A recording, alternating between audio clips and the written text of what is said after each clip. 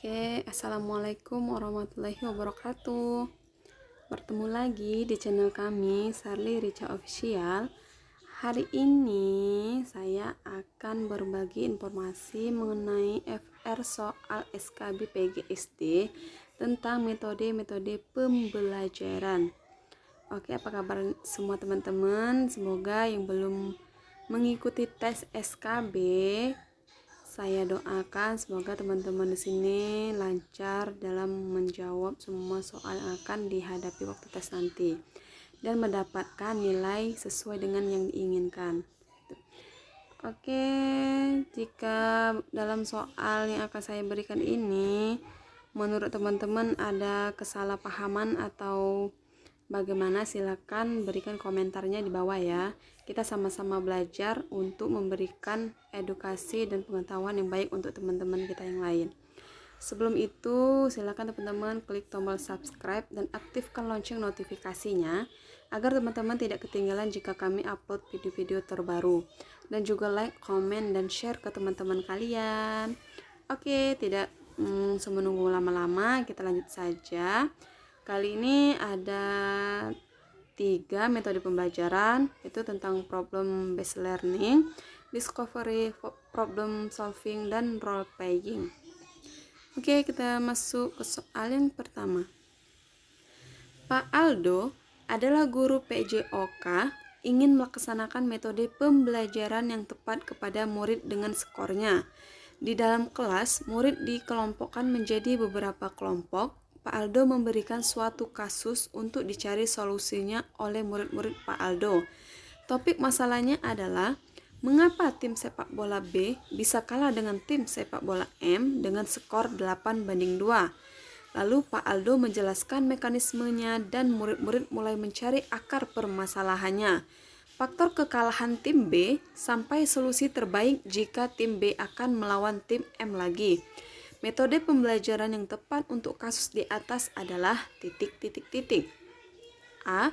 Problem based learning, B. Discovery, C. Eksperimen, dan D. Problem solving. Oke, jawabannya itu A. Problem based learning. Oke, di sini ada pembahasannya, di mana problem based learning adalah pembelajaran berbasis masalah yang menyuguhkan berbagai situasi bermasalah kepada siswa, situasi permasalahan maksudnya kepada siswa, yang berfungsi sebagai landasan bagi investigasi dan penyelidikan siswa. Yang B, discovery, adalah metode pembelajaran teori kognitif dengan mengutamakan peran guru dalam menciptakan situasi belajar yang melibatkan siswa belajar aktif dan mandiri. C. Penemuan eksperimen adalah metode mengajar dalam pelaksanaannya melalui percobaan atau mencobakan sesuatu serta mengamati secara proses. Sedangkan D. Problem solving adalah arah mengajar atau cara mengajar yang dilakukan di mana murid dihadapkan pada persoalan yang harus dipecahkan atau diselesaikan untuk mencapai tujuan pembelajaran. Oke, sudah jelas ya. Di sini jawabannya itu A, problem based learning. Oke, lanjut soal yang kedua. Pak Budi melaksanakan praktikum IPA tentang bunga matahari. Dengan bimbingan guru, siswa aktif mengamati, mencari dan menemukan solusi dari permasalahan yang dihadapi. Murid aktif dalam kegiatan belajar, mencari jawaban terhadap permasalahannya sehingga mengingatnya lebih baik. Metode pembelajaran tepat adalah A. Problem based learning, B. Discovery, C. Eksperimen, dan D. Problem solving. Oke, di sini Pak Budi melaksanakan praktikum IPA dengan bimbingan agar siswa aktif mengamati, mencari dan menemukan solusinya permasalahan yang dihadapi. Jadi jawabannya yaitu B, discovery. Oke, pembahasannya. Discovery adalah metode pembelajaran teori kognitif dengan mengutamakan peran guru dalam menciptakan situasi belajar yang melibatkan siswa belajar aktif dan mandiri. Sedangkan contohnya yaitu praktikum IPA tentang magnet, kandungan gizi pada tanaman, praktik sistem air condition atau AC, dan lain-lain. Oke, lanjut soal yang ketiga. Bu Ana melaksanakan pembelajaran yang membuat siswanya aktif berpikir dan berdiskusi bahkan berdebat. Materi yang akan dibahas adalah bagaimana proses terjadinya gerhana matahari dan bulan. Bu Ana memberikan suatu masalah untuk dipecahkan oleh murid-muridnya tentang materi gerhana matahari dan bulan. Siswa berdiskusi dengan kelompoknya masing-masing, mulai mencari permasalahan, faktor-faktor penyebab gerhana, sampai pemecahan masalahnya. Metode yang tepat yang akan dilaksanakan oleh Bu Ana adalah titik-titik-titik. A. Problem based learning. B. Discovery. C. Eksperimen. D. Problem solving. Oke, jawaban untuk soal nomor 3 yaitu A. Problem based learning. Bahasanya, problem based learning merupakan pembelajaran berbasis masalah yang menyuguhkan berbagai situasi bermasalah kepada siswa yang berfungsi sebagai landasan bagi investigasi dan penyelidikan siswa. Oke, soal nomor 3 ini sama seperti soal yang pertama yang kita bahas tadi ya.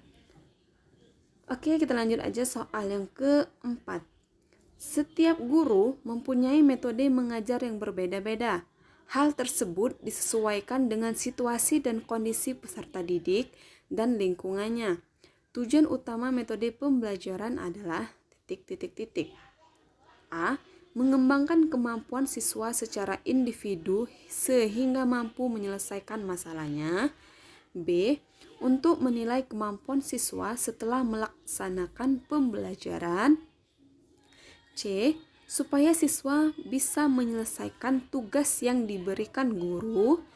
D. Mengembangkan sikap percaya diri yang tinggi tanpa melibatkan guru sekalipun. Oke, kita langsung saja jawaban untuk soal nomor 4 yaitu A.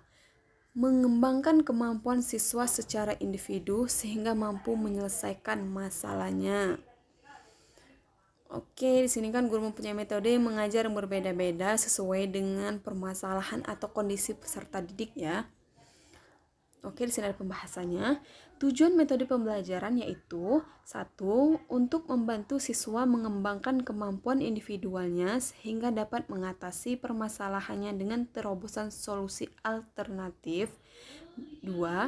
Untuk membantu proses belajar mengajar sehingga pelaksanaan pembelajaran dapat dilakukan dengan cara terbaik. 3. Untuk membantu menemukan, menguji, dan menyusun data yang dibutuhkan dalam upaya pengembangan disiplin suatu ilmu. 4.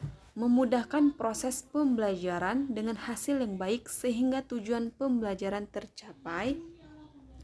Yang kelima, mengantarkan sebuah pembelajaran ke arah yang ideal. 6. Agar pembelajaran dapat berjalan dalam suasana menyenangkan dan penuh motivasi. Oke, itu ada 6 tujuan metode pembelajaran. Oke, lanjut soal yang kelima. Perhatikan ketentuan-ketentuan di bawah ini. A. Proses pembelajaran menjadi verbalisme atau berfokus pada pengertian kata-kata saja. B. Cocok digunakan untuk kelompok kecil. C. Evaluasi proses belajar sulit dikontrol karena tidak ada poin pencapaian yang jelas. D. Siswa akan menjadi pasif. E. Jumlah siswa yang terlalu banyak dapat menghalangi pandangan siswa secara merata. Oke, ini pernyataan yang termasuk kelemahan metode ceramah adalah nomor titik-titik-titik. A. 1, 2, 3, dan 4. B. 1, 2, 3, 4, 5, dan 6. C. 1, 3, 4, dan 5. D. 1, 2, 3, 4, dan 5. Oke, jawabannya yaitu C. 1, 3, 4, dan 5. Seperti itu ya.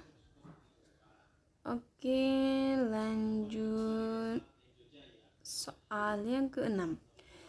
Saat proses pembelajaran ada kelompok 1, 2, dan 3. Terjadi perdebatan antara kelompok 1 dan 2 tentang terjadinya tata surya. Kelompok 1 berpendapat bahwa teori kabut asap nebula sangat sesuai dengan apa yang terjadi. Sedangkan kelompok 2 berpendapat bahwa teori bintang kembarlah yang sesuai dengan apa yang terjadi. Dalam hal ini, Pak Andi sebagai guru bertugas sebagai mediator. Dalam pembelajaran di atas menggunakan metode pembelajaran ... A. Ceramah, B. Role playing, C. Demonstrasi, D. Debat. Oke, di sini dalam proses pembelajaran dibagikan dari 3 kelompok seperti itu. Oke, jawabannya yaitu D, debat. Di mana di sini metode debat adalah metode pembelajaran dengan mengadu argumentasi antara dua pihak atau lebih baik kelompok maupun perorangan. Kelebihan metode ini yaitu melatih kemampuan berpendapat dan mempertahankan argumen atau pendapat peserta didik atau siswa. Seperti itu. Oke, lanjut soal berikutnya. Dalam pembelajaran bahasa Indonesia, Pak Tono ingin anak didiknya paham tentang karakter tokoh-tokoh nasional. Ketika mempertahankan kemerdekaan, Pak Tono membagi siswa dengan tugasnya masing-masing. Budi ditugaskan berperan sebagai Insinyur Soekarno, Beni ditugaskan sebagai Muhammad Hatta, Budi bertugas sebagai petinggi Belanda. Berdasarkan studi kasus di atas, metode pembelajaran yang sesuai yang diterapkan Pak Tono adalah ... A. Role playing, B. Ceramah, C. Debat, atau D. Demonstrasi. Oke, di sini peserta didik diminta untuk memerankan tokoh-tokoh pahlawan kemerdekaan. Oke, jawaban untuk soal nomor 7 yaitu A. Role playing. Di mana role playing sendiri adalah metode pembelajaran dengan bermain peran, melibatkan siswa dalam berakting sebagai suatu karakter dalam suatu situasi tertentu. Metode ini melatih interaksi dan mengekspresikan diri secara nyata sebagai contoh atau kejadian yang sebenarnya. Sini bermain peran atau menirukan atau menggantikan peran seseorang seperti itu. Oke, soal yang ke-8. Pak Selamat adalah guru kelas 2. Dalam suatu pembelajaran, Pak Yono akan melaksanakan praktik pembuatan layang-layang kepada siswanya. Metode pembelajaran tepat untuk kegiatan Pak Yono adalah ... A. Bermain peran, B. Diskusi, C. Latihan keterampilan, D. Contextual teaching and learning. Oke, di sini dalam suatu pembelajaran Pak Yono akan melaksanakan praktik membuat layang-layang kepada siswanya. Jadi jawabannya yaitu C. Latihan keterampilan. Oke, pembahasannya, di mana latihan keterampilan merupakan metode mengajar siswa atau soft skill dengan cara membuat, merancang, atau memanfaatkan sesuatu.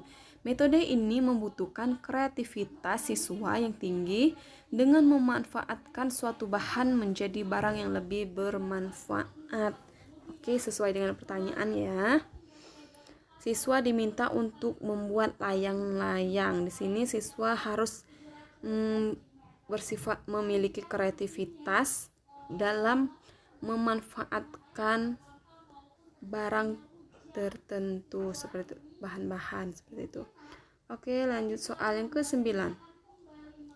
Memerlukan alokasi waktu yang banyak, memerlukan pengawasan dan bimbingan ekstra ketat terhadap aktivitas siswa. Banyak menggunakan biaya, jika tidak dikontrol, siswa akan terlena dengan bermainnya daripada belajarnya.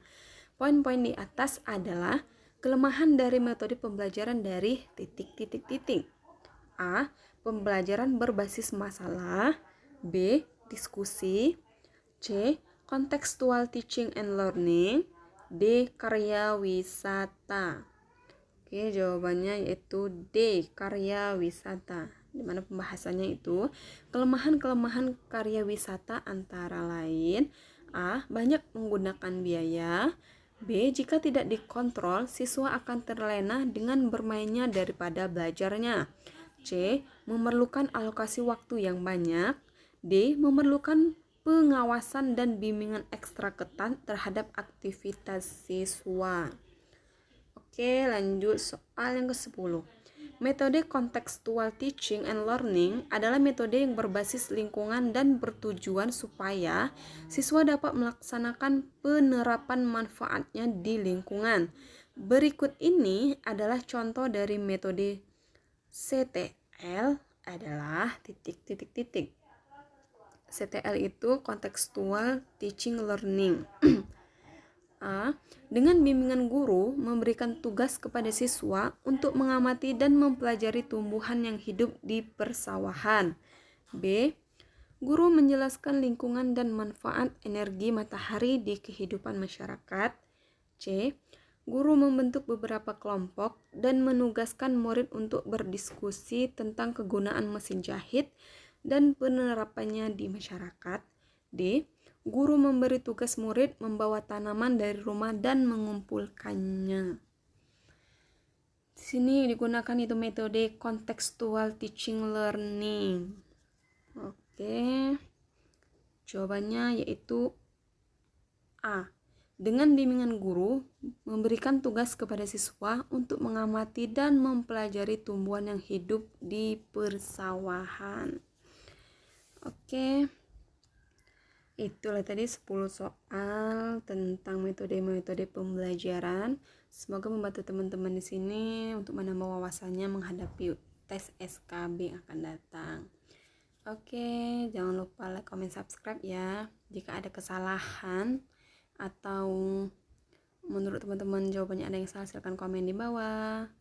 Terima kasih. Wassalamualaikum warahmatullahi wabarakatuh.